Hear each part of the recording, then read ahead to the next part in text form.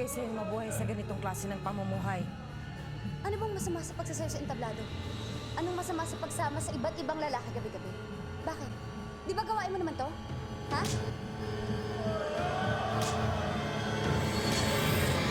May kasabihan na kung ano ang puno, siya rin ang bunga.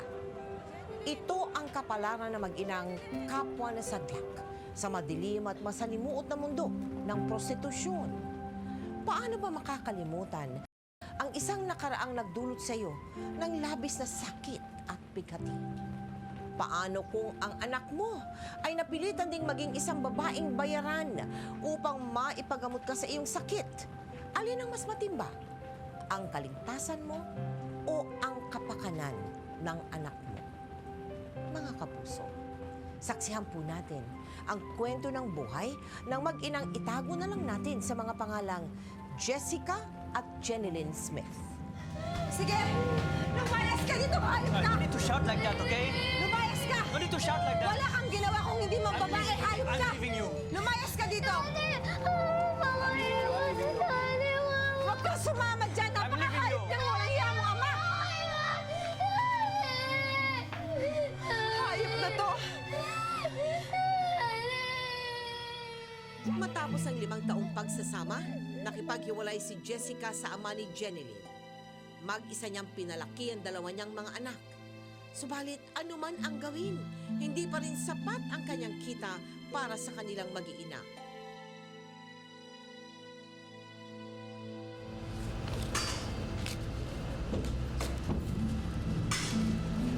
Jessica, oh. Salamat Kapag nakaluwag-luwag ako, babayaran din kita. Ay naku, aasa pa ba ako? Ikaw talaga, tulong ko na sa'yo yan. Dami ko na kasi utang sa'yo eh. Ano ka ba? Magkukwentahan pa ba tayo? Hirap kasi sa'yo eh. Kung ako sa'yo, bumalik ka dito sa club. Oh, ano yan mukhang yan? Naku, magsisimula na naman tayo ng drama, Jessica. Kung ako sa'yo, bumalik ka na dito. Bago tumirik ang mga mata ng anak mo sa gutom. Ikaw rin. Sa tingin mo, pwede pa ako? Talaga? Oo naman. Halika, halika. Ayusan kita. Dali! Naku, matagal na kitang hindi naayusan. Halika, dali! Sigurado kang GRO ang papasukan mo? Eh kung pwede sana. Naalala ko nung araw. Lahat ng lalaki atat na atat sa'yo. Lahat ng lalaki gusto kang i-table. At gusto ka nilang ikama. Pero Jessica, lumipas na mga panahon yun. Lumipas na rin ang pagiging star dancer mo. Wala na magkaka-interes sa'yo. Alam ko naman yun, manager. O sige, kahit ano. Kahit ano na lang. Mamo, pumayag ka na. Siya, sige. Alang-alang sa pinagsamahan natin. Gagawin kitang floor manager ng mga babae. Pero ito tatandaan mo ha, Jessica. Walang sahod dito. Komisyon lang sa bawat iinumin ng mga babaeng hahawakan mo. Eh kung okay sa'yo di magsimula ka na ngayon. Sige. Okay na sa akin yun. Ayos na yun. Sige, sige. Salamat O, ikaw nang bahala, Mildred, ha? Bawat komisyon Oo. Bawat inumin. O sige. Mamo! Diyos ko.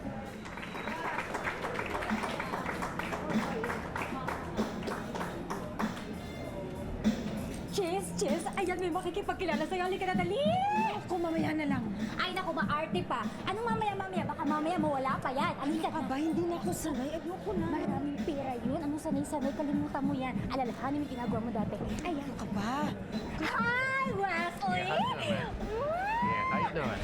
Hi, Joe! You miss me. Hey, this is my friend, Jessica. Oh, Jessica, how are you? Oh, okay, okay. Jessica, right? Have a seat, have a seat. Sit down. Sit down, sit. Sit down, sit down. So how's everything with you? I'm okay. Okay. Yeah, she's great. Galing ng mo, dollars yan, ni. You have a nice name. Thank you. Yeah. Don't worry, I'm Wesley's line, okay? We're gonna have a great day together. Okay? I'll come back. All right. Wait, what do you want? You need beer? Beer, Oh, beer, okay. Buong pag-aakala ni Jessica ay magbabago na ang buhay niya sa piling ni Wessel. Subalit ang pag-asang iyon ay muling mauuwi sa pagkabigo. Yeah. Hey. Yeah. Whoa, sexy. Yeah. Hello? Hi, What's your name? I'm John. Hi, John. Are you alone? Yep. You like girls? Are you sure? No way. Jessica. Jessica, sa tingin ko kailangan mo na talaga magpahinga. Eh, hindi na talaga maganda ang tingin ng customer sa itsura mo. Eh, baka imbis na madagdagan tayo ng customer, lalo silang mawala. Pero manager, kailangan ko. Ay nako, Jessica, please. Huwag mo nang ipilit ang sarili mo. Ikaw rin naman ang may kasalanan dyan, ah. Bakit? Dito ka na tumanda sa trabahong ito, ha? Nagpapaloko ka pa rin sa mga lalaking yan.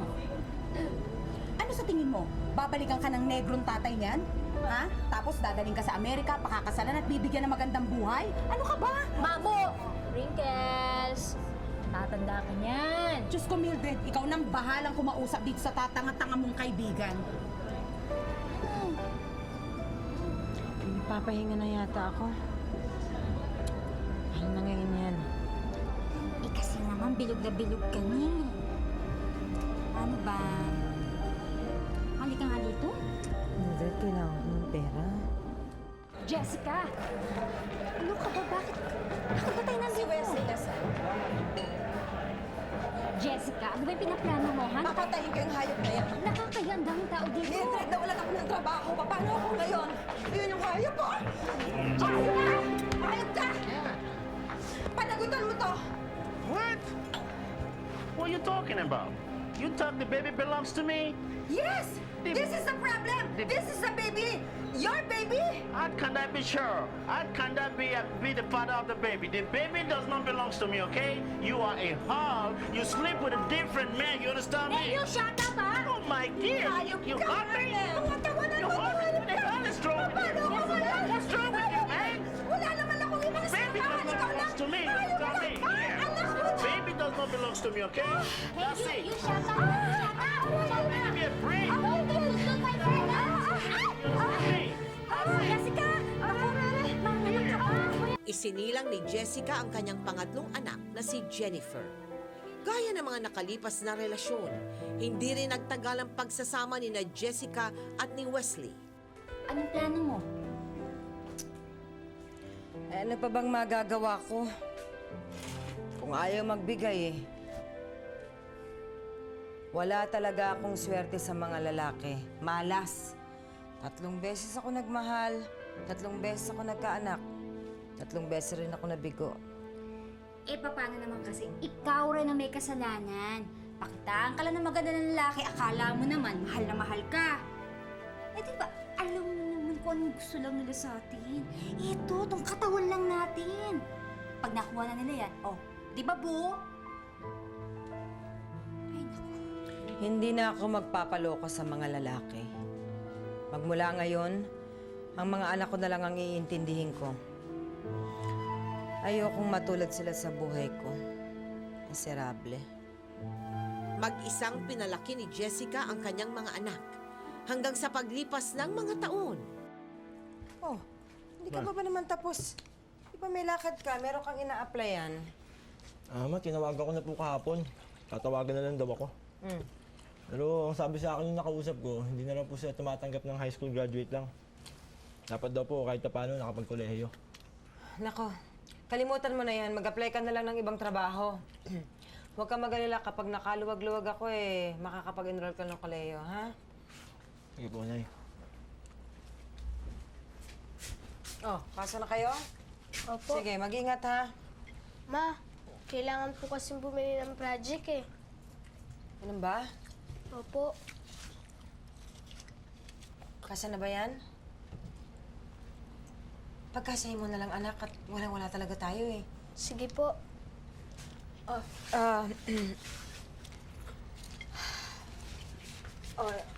Sige, kunin mo na yan. Nay, tabi mo na lang yan. Ako na lang bahala para sa baon ko. Sigurado ka ba? Opo. Ma'am, una na ako Sige, Ate, sabay na ako sa'yo. Halika. mag-ingat kayo ha. Sige po, sige kuya. Bye. Sige, ingat kayo. Dahil sa puspusang pagtatrabaho, unti-unting humina ang pangangatawan ni Jessica. Napilitang huminto sa pag-aaral si Jeneline. Maayos na ba kayo?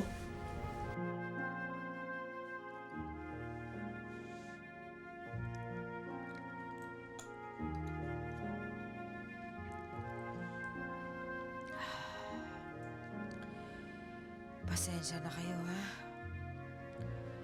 Pasensya na talaga kayo. Ma, hindi naman kailangan humingi ng sorry eh. Okay lang naman kung huminto ako sa pag-aaral ko. Mas mabuti yun, makakatulong ako sa'yo sa pagkatrabaho mo. Kung alam ko lang sana kung nasaan ang mga ama ninyo, di sana kahit papano eh, meron akong malalapitan o mahihinga ng tulong. Ma, di ba sinabi ko na sa'yo, huwag na tayong umasa sa mga tatay namin. Kung gusto kami tulungan nun, di sana noon pa. Napalaki niyo nga kami nang wala sila eh. Sigurado ako, magiging masaya rin yung buhay natin kahit wala sila. Ma, huwag ka nang umiyak. Pangako ko sa'yo, tutulong ako. Tutulong ako na guminhawa ang buhay natin. Salamat. Okay kayong tatlo ha. Bilang waitress, kailangan lagi kayo naka-smile. Kahit inis na kayo, smile pa rin. Po, ma'am, paano po kung yung ibang mga customer lasing na po at medyo nang babastos na po? Abay di siyempre, smile pa rin. Sino ba ang lasing? Kayo o yung mga customer? Ha? Sino ba mas matino mo yung pag-iisip? Hindi ba kayo? Kaya kailangan kayo na umintindi. Tsaka part na ng trabaho niyo yan. Hindi na niyo maiiwasan. Ma'am, bakit po sumasayo yung mga babae doon? Para saan po yun? Bakit mo tinatanong? Hindi na part ng trabaho mo yan. Unless gusto mo maging agogo dancer, ayun doon ka sa back lang yung mag-apply. Ano, gusto mo? Uulitin ko sa inyo, ha? Kahit binabastos na kayo ng customer, ha? Kahit anong lasing ng customer, smile! Opo.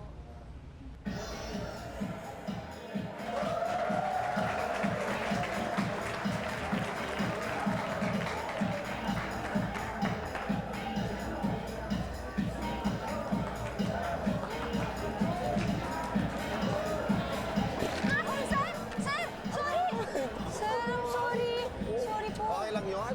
Apologize ka naman para inagawan mo ako ng boyfriend. Pero, kung nakita ka ng boyfriend ko, baka mawala ang boyfriend ko sa akin. Naku, sir, hindi naman po. Ano hindi, alam mo, iya, maganda ka. Kaya ako nagkata kung ba't ka nagtsatsaga sa barya-barang kinikita mo sa pag-waitress. Naku, ayos naman po kasi nakakatulong naman po ako sa pamilya namin. Ako, iya, hindi ayos yan. Alam mo, pag nag-dancing ka, mahinaw 1,000 isang gabi. Ayos na po ako dito. Hindi ko naman po kaya yung ginagawa nila eh. Ay, naku, ewan ko sa'yo. Kung ako tinutulungan, huwag mo sirain ang gabi ko, no? Tapos mo, ito tandaan mo, ha? Sa pagdadancer din ng bagsak mo. Baka ipokita mong babae. Shit! Sir, Ewan sir, sa'yo. pasensya na po kayo. Ay, Sir! Ah! Sir! Sir, I'm sorry, sir. Sorry. Hey, it's okay, sexy. Come on, let's dance. I'll show you a good time. No, sir. Waitress lang po ako dito. Basta! Dahil sa pagkakasakit ni Jessica, si Jeneline na ang tumayong breadwinner ng kanilang pamilya. Pilit nilang pinagkakasya ang maliit na sahod ni Jeneline bilang waitress. Ma, kaya pa ba ng katawan mo? Ako na ang bahala dito. Hindi, kaya ko to. Napagod lang ako sa paglalaba. Kaya ko to. Eh bakit naman mo kasi naglalaba pa kayo? Eh kasya na yung kinikita ko. Hayaan mo na.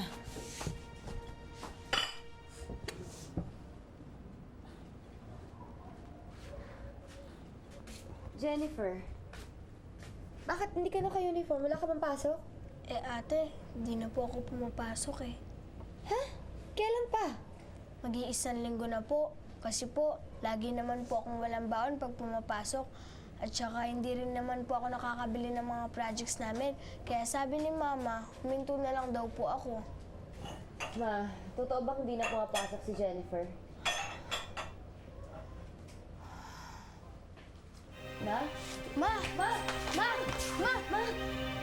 Ano akala mo sa akin, Bangko? Ang dami mo nang bali sa akin, ah. Hindi ka pwede bumali. Ma'am, pasensya na po kayo kasi kailangan ko po ng pera para malabas ko yung nanay ko sa ospital eh. Hindi nga pwede. O ganito na lang. Kung gusto mo, pautahin kita, pero may tubo. Sige pa. Sige po ma'am, kahit po may tubo, okay lang po yun. Kailangan ko lang po talaga ng pera. O, kung ganyan mo naman, madali akong kausap. Salamat po ha. Salamat Ay, po. darling, wala sila salamat. Dahil ano to, babayaran mo sa akin sa katapusan, 20%. Oh.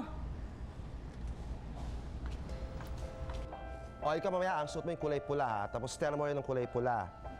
Ikaw yung black, yung binili ko sa'yo. Gusto ni Mr. Cruz pa naka-black ka, ha? Dapat kayo mamaya, bonggang-bongga yung gagawin niyo, ha?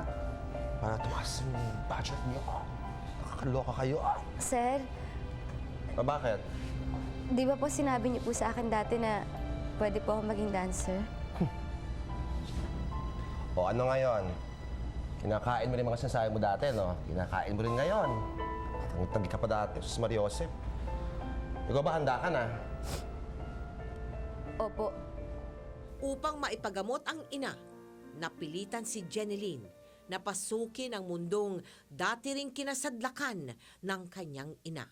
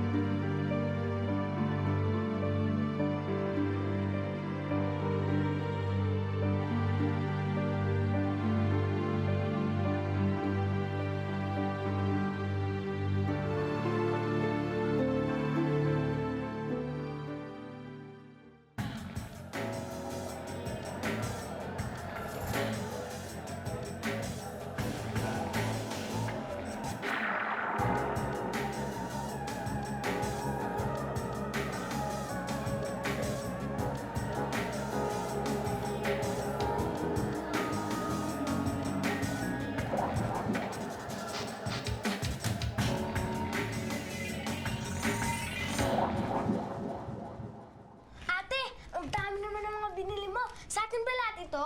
Oo naman. Gusto mo ba sa susunod ibibili kita ng paborito mong laruan? Gusto mo ba yan? Siyempre naman, ate. Salamat dito sa chocolate mo, ah. Ma, lalabas muna ako, ah. Talaga bang pagsiservidora lang ang trabaho mo? Oo naman, Ma. Medyo mahirap nga po, pero kaya naman eh. Ma, alam niyo po, yung mga kasama ko sa trabaho, ang babait nila. Tsaka yung mga customer namin, kapag natutuwa sila sa serbisyo namin, naku, ang lakay nila mag-tip. Huwag mo ibahin ang usapan. Gusto kong ipaalala sa'yo na matagal na panahon din ako nagtrabaho sa lugar na yan. At kahit na 1 linggo pa akong bigyan ng tip ng mga yan, hindi aabot para mabili ang lahat ng mga ito. Ma, pinagdududahan niya ba ako? Gusto ko lang malaman ang totoo. At hindi ako titigil hanggang hindi ko nalalaman. Ma, ba't ba ang dami niyong tanong? Bakit ba hindi na lang kayo matuwa sa kung anong inuuwi ko?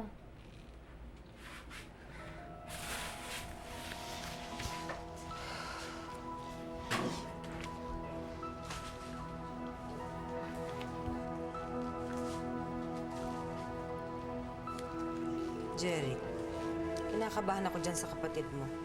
Baka mamaya kung ano nang pinapasok ng trabaho para lang makatulong sa atin. Naririnig na nga ako, Ma, pero ayoko sanang paniwalaan eh. Ano? Masigit pa daw sa pag-waitress ang ginagawa niya ni Jenilyn. Ano daw? Nakita kasi siya ng isa sa mga katropa ko. Sumasayaw daw siya sa club. Ano? Hindi totoo yan. Pero mga sabi-sabi lang naman yun. Hindi rin naman natin alam kung totoo nga. Hindi ako naniniwala. Hindi totoo yan.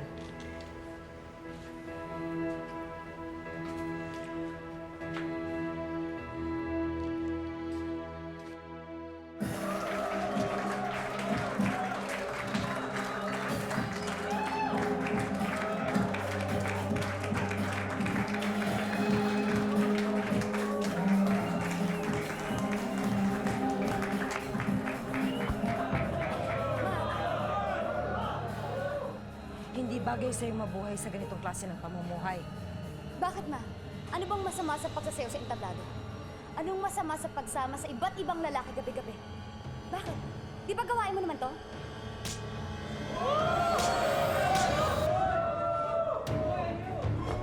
Jenilyn! Jenilyn! Bakit mo kailangang gawin yon? Bakit kailangang ibaba mo ang sarili mo? Minsan akong nanggaling dito at hindi ko hahayaang mangyari sa'yo yan. Ma, nagawa ko lang naman yun dahil gusto kong tumulong sa pamilya natin eh. Pagtulong ba yun? Pagtulong ba yung magpagamit ka at ibilad mo ang katawan mo pati ang kaluluwa mo sa harap ng mga lalaki? Oo, binibilad ko katawan ko sa harap ng mga lalaki. Pero para sa inyo yun. Para sa pamilya natin. Para may makain tayo. Para hindi sabay-sabay nitirik ang mga mata natin sa gutom. Ay, hindi sa ganitong paraan. Gusto mong ibilad ang sarili mo? Sige!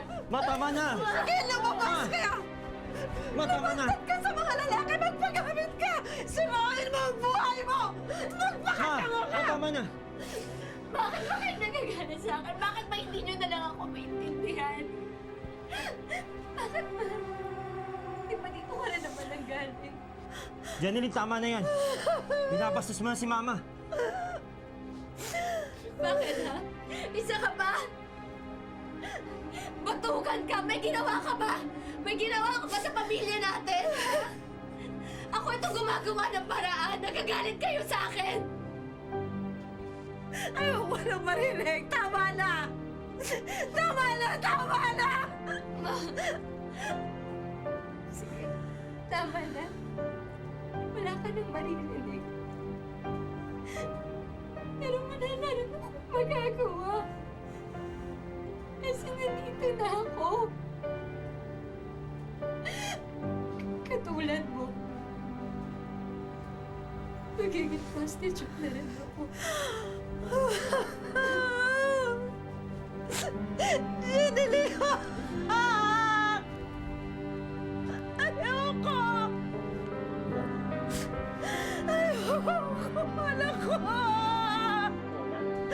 Ano?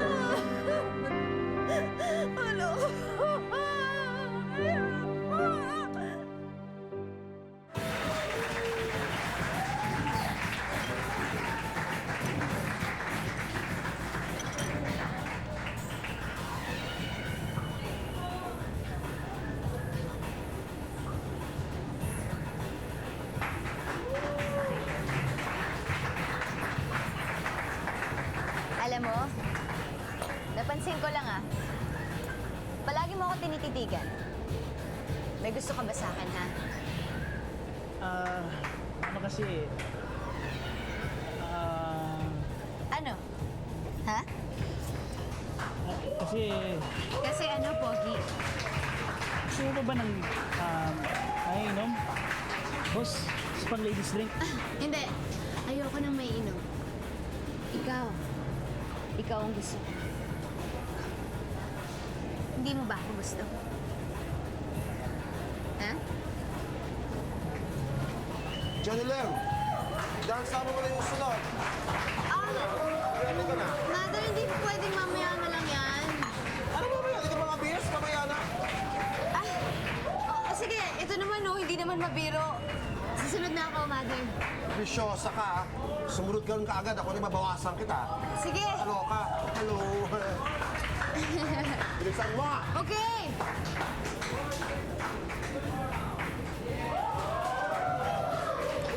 Para sa'yo, sa'yo.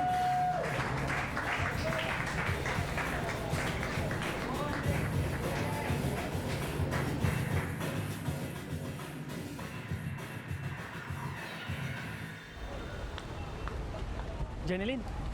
Jeneline! Sandali lang. Ikaw talagang hinihintay ko. May gusto sana akong sabihin sa'yo eh. Alam mo kasi hindi ako sumasama sa mga customers sa labas. Kung gusto mo akong makausap, i-table mo ako. Mahal kita, Jeneline. Hindi naman ako makikipaglokohan sa'yo, no? Seryoso ako sa sinasabi ko. Mahal kita. At sigurado ako sa nararamdaman ko. Matagal na kitang sinusunod at pinapanood. Hindi ko lang kung paano nagsimula pero mahal kita, Jeneline. Sige, ganito. Kung talagang desente kang lalaki, hindi mo ako liligawan dito sa club.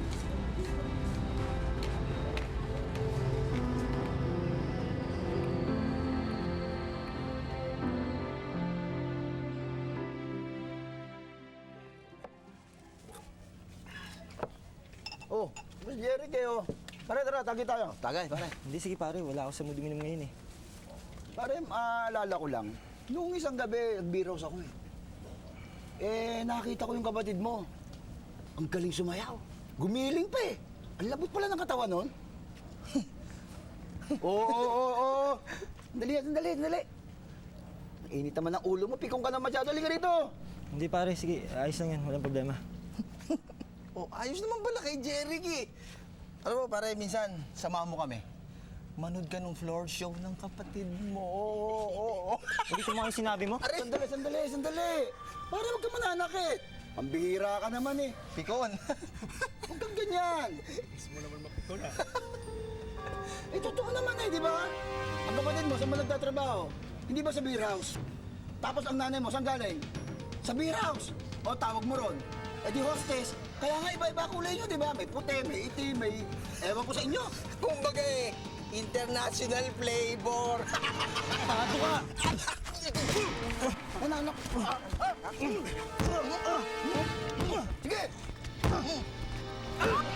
Tignan naman ito! Walang iya kaya? Pagsabihan mo yung kapatid mo, ha? Kuya, ba't ka ba nakikipag-away sa kanila, ha? Bakit ako nakikipag-away? Ha?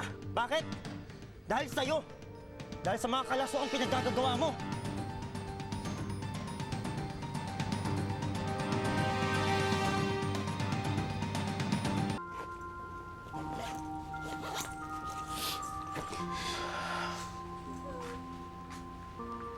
Mas mabuting doon na muna ako sa Leyte.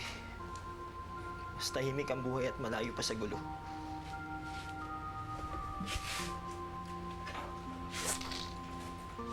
Kuya, sorry ah. Alam ko nasaktan kita. Pero alam na Diyos, wala akong intensyon na saktan ka. O sino ba sa pamilya natin. Gusto ko lang naman makatulong eh. Hindi mo kailangang humingi ng tawad. Naiintindihan kita.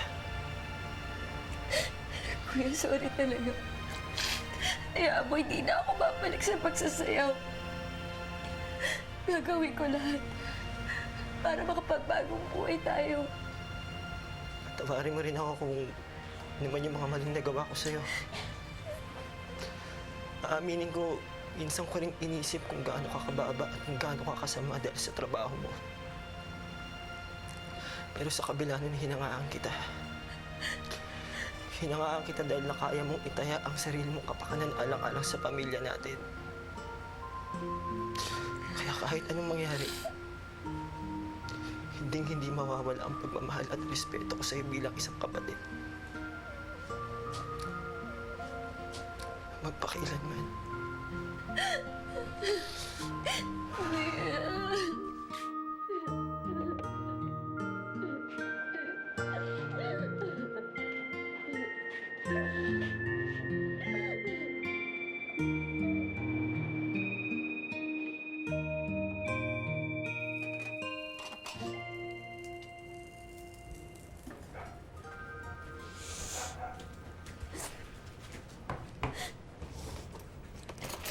Ba, ako na po. Ay, hindi. Kaya ko naman to eh.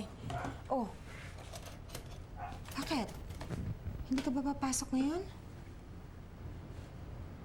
Ba?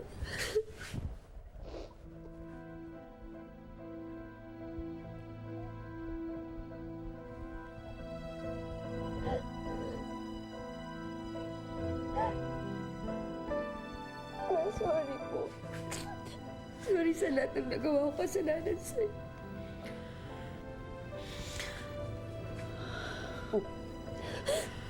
Anak, kung tutusin, wala ka naman talagang kasalanan.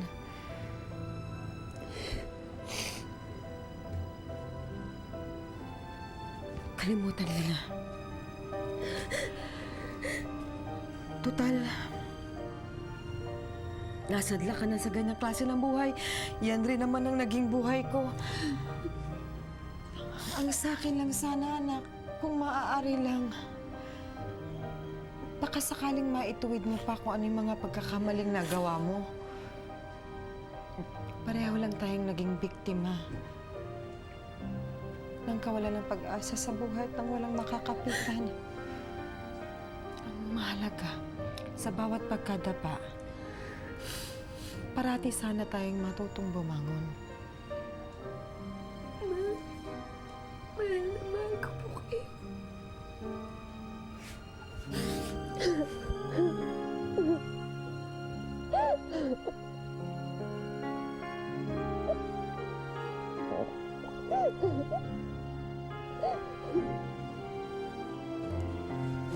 Ate, may bisita ka! Magandang gabi po. Magandang gabi. Jeneline, gusto kong patunayan sa'yo na malinis ang hangarin ko. Hindi sa bar, kung hindi dito sa sarili mong bahay. Handa akong mahalin ka. Kahit gaano kadilim ang pinagdadaanan mo.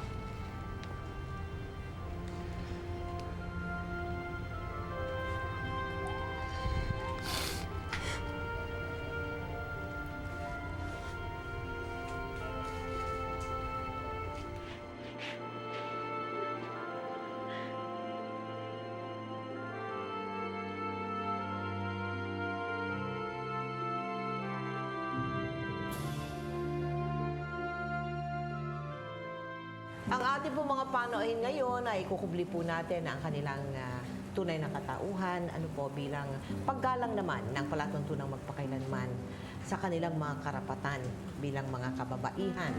Magandang gabi sa inyo. Si Jeneline at si Jessica. Ilan ang anak mo? 3. 3. Ilan ang ama? 3 din. Meron ka bang pinagsisisihan sa nakaraan mo? Hindi hindi ako namili. Hindi ka namili. Umarya ka lang na umarya. Sige lang na sige. Sige ka lang na sige. Talaga ikaw naman, Jessica. Sige ka lang na sige. Oo nga eh. Oo. Anong mga pangaral naman ay tinuturo mo sa kanya tungkol sa buhay ngayon, ha? Huwag nila ako gagayahin. Hindi nila sa ako ng iba-iba. Gusto ko sa kanila yung magpakabait din sila. Wala kang asawa? Wala. Hindi ka ba nalulungkot? Nag-iisa ka? Minsan nalulungkot. Eh, hindi ka ba nagsisisi na sana nagkaasawa ka? Kasi noon, nung kabataan ko pa, Maraming lumiligaw sa'yo. Maraming tukso. Ang dami palang pinapangaral sa'yo, Jeneline, ng iyong mama. Ha? Ikaw naman, ano naman ang natutunan mo sa mama mo? Huwag nang sundan yung yapak niya. Pero minsan nasundan. Pero ang mahalaga ay Nag-straight. naayos mo naman din ang iyong pamumuhay. Bakit mo binago ang buhay mo? Dahil sa dalawang anak ko, mahirap yung makakagisna nila na ganun ang trabaho ng ina nila. Anong masasabi mo, Jeneline, sa mga kababaihan na napariwarang katulad mo?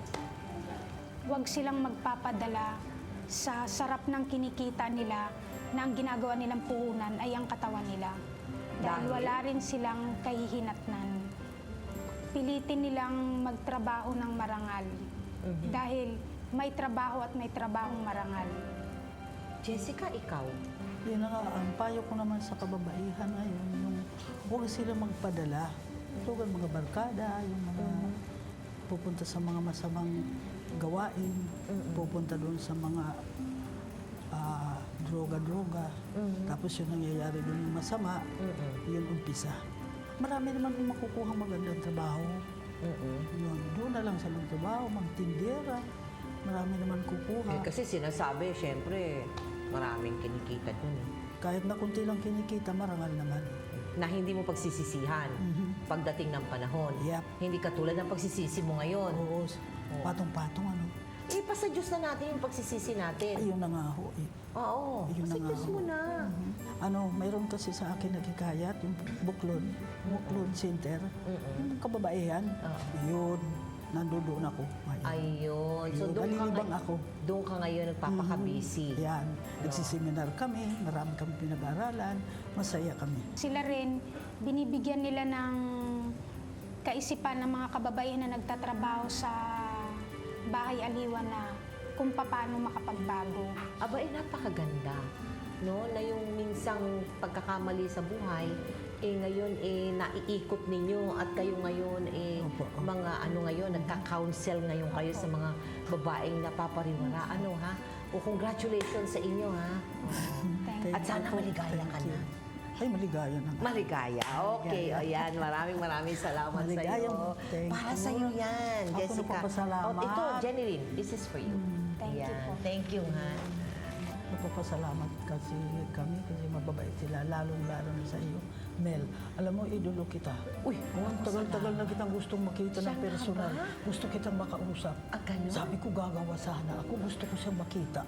Gusto ko siyang makausap, face to face. Oh, ayan, face to face na tayo, di ba? Oo na nga eh.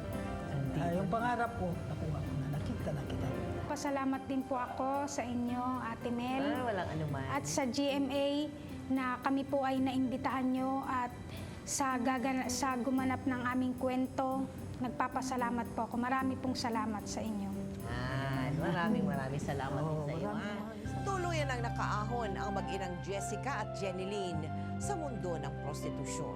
Sa kasalukuyan, masaya nang nagsasama bilang mag-asawa sina Jeneline at Jason, kapiling ang kanilang mga anak. Kapwa mga kasapi na rin ng grupong Buklod sina Jessica at Jeneline. Layunin ng NGO na ito na magbigay ng tulong at pag-asa sa mga tulad nilang naging biktima ng prostitusyon. Isang pagpapatunay ito na sa kabila ng mga madidilim na kabanata sa ating buhay, maaari pa rin tayong makabangon at magkaroon ng maganda at maaliwalas na kinabukasan. Ako po si Mel Tiangco at ito ang kwento ng bawat isa sa atin. Ngayon, bukas at magpakailanman. Magpakailanman, hindi magbabago ang sining aking puso magpakailanman, magpakailanman.